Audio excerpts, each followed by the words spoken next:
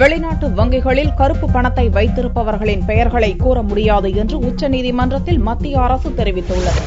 வெளிநாட்டு வங்கிகளில் இந்தியர்கள் பதுக்கி வைத்துள்ள கருப்பு பணத்தை மீட்டு கொண்டுவர அரசுக்கு உத்தரவிட வேண்டும் என மூத்த வக்கீல் ராம்ஜெத் மலானி தொடுத்த வழக்கு உச்சநீதிமன்றத்தில் நடந்து வருகிறது. கருப்பு பணத்தை மீட்போம் என்ற கோஷத்தை லோக்சபா தேர்தலில் முக்கிய வாக்குறுதியாக அளித்த பாரதிய ஜனதா ஆட்சிக்கு வந்ததும் உச்சநீதிமன்றத்தின் அறிவுறுத்தலின்படி கருப்பு பணத்தை மீட்பதற்கான சிறப்பு புலனாய்வு குழுவை நியமித்தது. இந்த வழக்கு உச்சநீதிமன்றத்தில் வெள்ளியன்று விசாரணைக்கு வந்தது. அப்போது மத்திய அரசின் வக்கீல் ஒரு மனுவை தாக்கல் செய்தார். அதில் வெளிநாடுகளில் கருப்பு பணத்தை வைத்திருக்கும் இந்தியர்களின் பெயர் விவரங்களை பகிரங்கமாக நீதிமன்றத்திடம் தெரிவிக்க முடியாது என்று தெரிவிக்கப்பட்டுள்ளது. இரட்டை வரி விதிப்பு முறையை தவிர்ப்பது தொடர்பாக இந்தியா அந்த நாடுகளுடன் உடன்படிக்கைகள் செய்துள்ளதாக கூறிய மத்திய அரசின் வக்கீல் கருப்பு பணம் வைத்திருப்போரின் பெயரை தெரிவித்தால் அது உடன்படிக்கையை மீறுவதாக அமைந்துவிடும் என்று விளக்கம் அளித்தார். அதே நேரத்தில் கருப்பு பணம் வைத்திருப்பவர்களின் பெயர்களை சம்பந்தப்பட்ட அரசு அமைப்புகளிடம் மட்டுமே பகிர்ந்து கொள்ள முடியும் என்றும் அரசு வக்கீல் கூறினார். அப்போது குறுக்கிட்ட வக்கீல் ராம்ஜெத் மலானி வெளிநாட்டு வங்கிகளில் கருப்பு பணத்தை பதுக்கி வைத்திருப்பவர்களை மோடி தலைமையிலான அரசு காப்பாற்ற முயற்சிப்பதாக குற்றம் சாட்டினார்.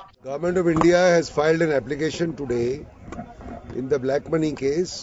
What we have requested the court is that the reciprocating countries have raised an objection and asked us to explain why all accounts were disclosed, not only those where prosecution is to be filed.